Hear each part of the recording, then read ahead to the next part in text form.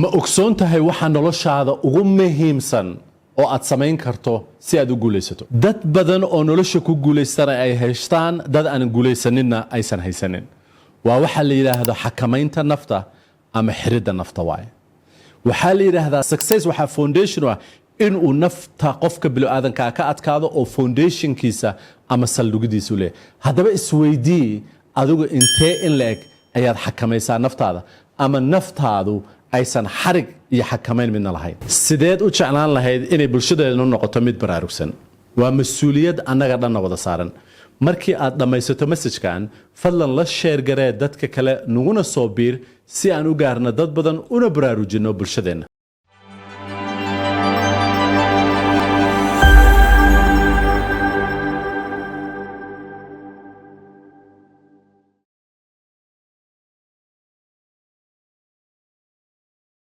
السلام عليكم ورحمة الله وبركاته والله وأنا سلامي أميل كسو أدون كجوكتان وأنا كجمع هذا علينا يلا السعود كلا السعودين عشر ذينا كانوا واكيس سجالات إنه كهليني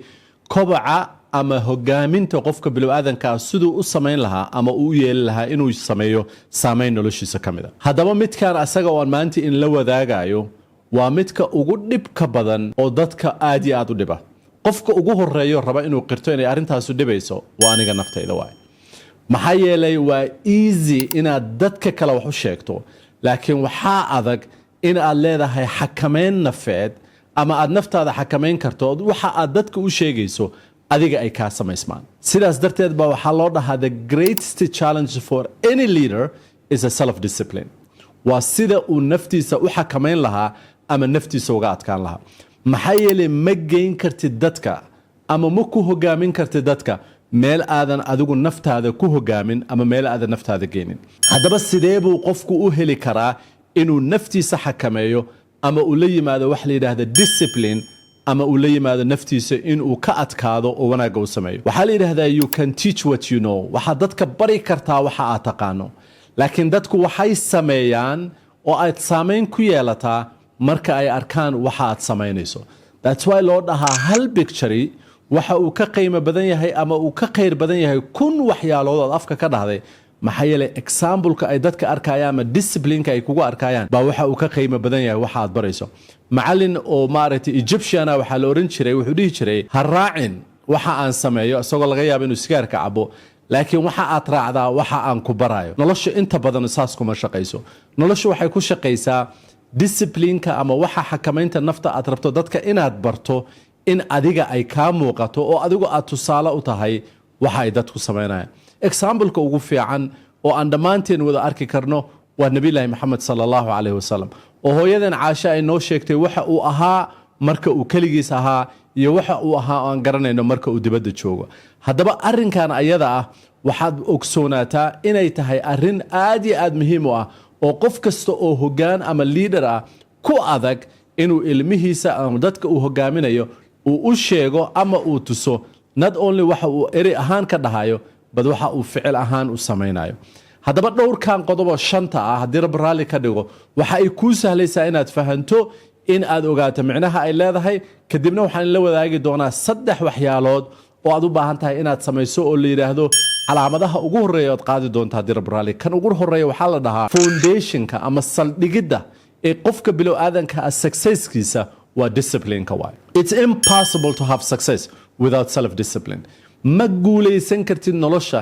ilaa aad la timaado in self discipline ama xakameyn nafeed aad la timaado waxa la yiraahdaa jannada waxa ku wareegsan waxa ay naftu neceb tahay naartana waxa ku wareegsan waxa ay naftu jeceshahay naftaada iyo shaydaanku waxa ay lid ku yihiin in aad nolosha guuleysato hadaba waa inaad ogsoon tahay marka foundation-kan ama saldhigidan inay adiga ku sahasho inaad ogsoonaato success-ka adduunka aakhiraba wuxuu ku jiraa inaad naftaada ka adkaato maxaa yeelay qof aan naftiisa ka adkaanin ceel lama tagi karo waxa la dhahaa success-ka ama guusha noloshu waa uphill waa wax dalacad loo korayo oo kor loo korayo laguma koro elevator waxa lagu koraa guushu waxa la yiraahdaa stairs waa buur u baahan in aad dhisto muruqaaga oo aad xanuunsato oo aad gelisay energy si aad kor ugu tagto you will never see someone or successful noqday oo aan lahayn ama aan master garaynin in discipline laakiin waxaad arkaysaa qof failure ah oo excuse-kiisu fara badan yahay oo calacalkiisu fara badan yahay oo aan naftiisa ka adkeen haddaba inaad ogsoonaataa haddii aad rabto nolosha inaad meel fog ka tagto waa inaad adduunka iyo aakhiraba saad u guulaysataa aad naftaada ka adkaataa oo aad ogsoonaataa xakamaynta nafta ama disciplineka waa wax uu qofku bilowaadanka ay muhiim u tahay foundationkiisa. Number 2,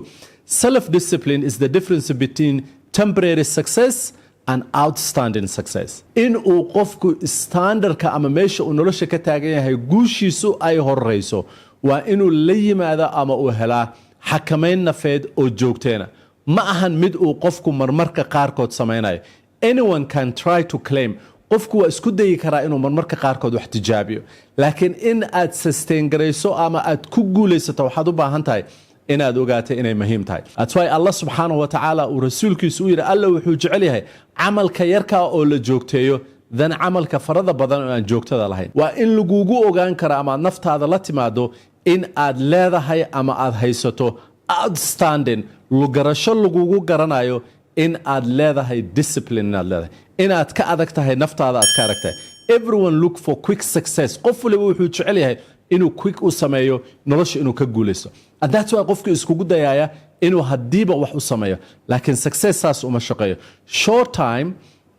inuu qofku wax sameeyo waa wax iska fudud laakiin long time qofka waxay uga baahan tahay inuu la yimaado xakamayn ama discipline uu la yimaado. You need to have mentality-ga inaad delayed garayso ama aad la timaado wax la yiraahdo waxaan inaad hadda ka tagto si aad ugu guulaysato gadaal ugu guulaysata. The ability-ga qofka bilowaadanka ka dhigaysa in uu kor tago waxa laga yaabaa inay talentigiisa u sahasho laakiin character-kaagu wuxuu kugu haynayaa top kugu haynaya maxaa yeelay character qofka bilowaadanka ama dabeecadda qofka bilowaadanka waxyaabaha u ah malabka ama sokorta ama lagu dhiso ama lagu xeendaabo waa qofka discipline-kiisa iyo inuu naftiisa iyo shaydaanka ka adag yahay. Waxaa la yiraahdaa number 3, self discipline it's developed waa wax la dhisawa waa muruq la dhisawa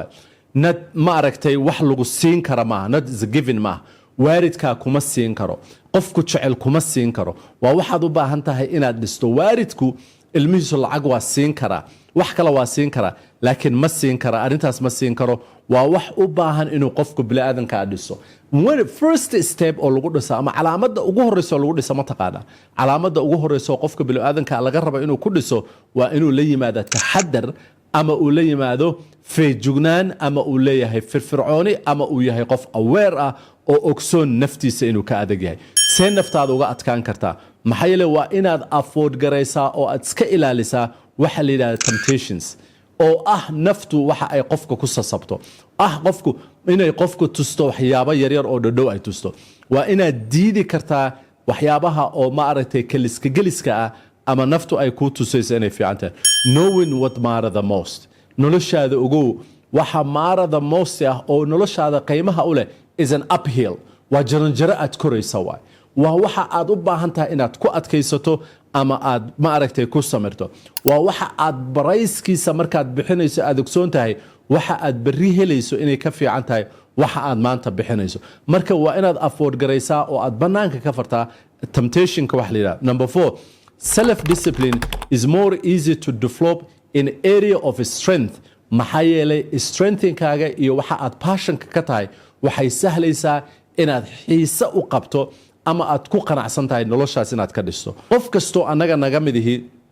waxyaabo uu jecel yahay baa jira waxa aad jeceshahay haddii aad samayso waxa ku sahlanaanaysa inaad dhisto self discipline-kaaga. This is how it works. Waxaa la yiraahdaa there is a why power ma qof kasto anaga naga mid haddaad ogsoon tahay waxa aad samaynaysa why aad u samaynaysaa ilaahayna subxaanahu wa ta'ala uu ku siiyey will power oo qof kasto anaga naga mid u helo the how power waa wax qofku uu heli karo waxaad u baahan tahay inaad ogaato there is an sabab ilaahay noo sameeyey subxaanahu wa ta'ala wax waliba oo samaysan oo alla sameeyey subxaanahu wa ta'ala sabab bay u sameeyeen adiga waa inaad isdhaxdaad oo weydiisaa inaan ogaado waxa sababteeda waxa ay soo saaraysaa ama banaanka keenaysaa my will power waxa waaye waxaadan samayn lahayn sida caadiga aad samayn lahayn haddii wax kugu dhacaan ama dhibaato kugu dhacdo waxaad ogaanaysaa awoodo alla ku siiyey ee gudahaaga fadhiya ee will power la yiraahdo kadibna aad ogaato inaad soo saarto how ay waxaan loo gaaro ama waxaan loo sameeyo waxaanad keliyad ku samayn kartaa inaad ka shaqayso eriyada aad xoogga ku leedahay danaynayso oo aad ku faraxsan tahay oo aadan marna ka caajiseen waxay arrintaanu connection la leedahay ama xiriir dhow la leedahay qofka inuu raadiyo ama uu raad raaco waxa ilaahay hibada u siiyey iyo hibadiisa inuu ka shaqeeyo oo muhiim ah kan ugu dambaysa waxaa la yidhahdaa self discipline makes consistency possible waxay self discipline ku soo saartaa ama keentaa in consistency-ga ama ku celceliska ay possible noqoto consistency-guna wuxuu keenaa wax la yidhahdo compound in waxaanu aysan noqonin laba lagu daray waa afar lagu daray waa 8 inaysan noqon ee ay noqoto lagu dhuftay hadda ka hor waxaan ka sheekeeyey haddii hal bani lagu siiyo oo 31 maalmood lagu dhaho banigaas wuxuu kuu noqonayaa hal bani 2 4 8 16 32 64 oo 31 maalmood lagu wado ma qaadan lahayd banigaas misaal milyan baad qaadan lahayd dadka inta ugu badan milyan ama $100,000 bay qaadan lahayd laakiin markaad combine garayso millions of dollars buu noqonaya haddaba waa inaad ogsoon tahay self discipline-ka waxa ay create garaynaysaa consistency wadamada barafka uu ka da'o ama roob kale roobku dhibicda roobka biyo ma keento laakiin biyahaas yimaada dhibicdaas roobka oo Allah subhanahu wa ta'ala numberkeeda iyo taladeeda uu garanayo dhulka ay biyo dhigtaa dhulkaas ay biyaha dhigayso ama barafkaas waa consistency waay that's why consistency ay biyuhu u duleelin karaan dhagaxa u duleelin karaan and that's why haddaad barato waxa in consistency aad u samayso ama ku celcelis joogta ah you're gonna do the compound baad samaynaysaa haddaba aan kula wadaago marka haddii rabbi raalli ka dhigo action pointiga ama saddexdan waxyaalood oo aan jeclahay haddii rabbi raalli ka dhigo inaad qaado si aad hawshaan meel uga gaarto aan inaad ogsoonaato waaye successful people do daily what unsuccessful people do only occasionally ha noqonin qofka failure-ka ah ee isku daya intuu hal mar wax sameeyo inuu wixii hagaagaan haddaa rabto nolosha inaad success ka gaarto ama aad guul ka gaarto waa inaad ogsoon tahay success ama guul waxay u baahan tahay adkaysi iyo self discipline ay u baahan tahay number 1 marka action pointing aan ku siinayo ama tilaabada aan ku dhihi lahaa ka bilow maxaa waay horta waa inaad isweydiiso waay seed u jeclaan lahayd inaad success noqoto haddaba haddaa rabto nolosha inaad guulaysato waa inaad nafta iyo shaydaan ka adkaataa waa inaad dhabar adeeg leedahay waa inaad dulqaad leedahay saddexdan tilaabo qaad tilaabada ugu horeysa waxaa waaye star meeshaad joogto in aad self discipline ka bilowdo in aad dhahdo haddaad sigaar cabto ama salaada subax ay kaa tagto ama cuntada aadan maamuli karin sida aniga isoo martoo kale markaad afka gelisa adoo raamin aad laqayso waa inaad isweydiisaa meeshaad joogto waa inaad ka bilowdo oo dhahdo one step oo self discipline ama self xakameyn aan qaadaya arrinta self discipline-ka aniga igula cajiibsano hadda ka shaqeynaya waxaa waaye inaan social media aanan gelin time usan deserve garaynin adiga isweydiiya what area aad u baahan tahay inaad ka shaqayso oo aad stop garayso aad afford garaysa temptation-ka inaad afford garayso shaydaanka iyo xulufadiisa inaad dhahdo bannaanka iga mara number 2 pay the price right now remember markii aad rabto in aad self discipline bilowdo waswaas iyo daal iyo caajis iyo dad badan iyo saaxiiba waxay ku dhahayaan no hadhowtaa samayn doontaa si aad play later aad hadhowta u cayaarto ama hadhowta aad u hesho guusha and that's why adduunku uu imtixaan u yahay akhrana ay reward tahay that's why mar kasta aad ogsoonaata inaad imtixaan ku jirto aad u baahan tahay inaad price-ka oo discipline-ka ah ama price-ka xakamaynta inaad samayso kan ugu dambaysa waxaa waaye get back to discipline stage normally waxaa dhacda nafta iyo shaydaanku marbay xariga kaa furaan markii xariga ay kaa furaan ha niyad jabin go back to the discipline hadday hal subax salaadu kaa tagtay ama buuggii inaad akhrisa ay ahayd aadan samaynin ha niyad jabin saddexdan step waa saddexda step ood ka bilaabi karto inaad samayso number 1 meeshaad joogto ka bilow number 2 markaad ka bilowda meesha aad joogto waxaad isku daydaa inaad afford garayso in aadan price ka bixinin ood price ka bixiso number 3 hadday kaa kala daadato dib ugu noqo meeshaas markaad ku noqotood samay saddexdaas waxaad ogaanaysaa siduu discipline-kaaga u adkaan lahaa and the last things aan raba inaan kuu sheego haddii aad masalka jiimka ka shaqaysay masalka maskaxdana waad ka shaqayn kartaa si ay naftaadu xakamayn xoog xisaabtan iyo xeeladayn ay u yeelato si ay noloshaadu u noqoto mid xisaabtan iyo ma aragtay wanaag ku sarraysa haddii rab raalli ka dhigo oo aysan u noqonin mid wax matara insha allah tacaala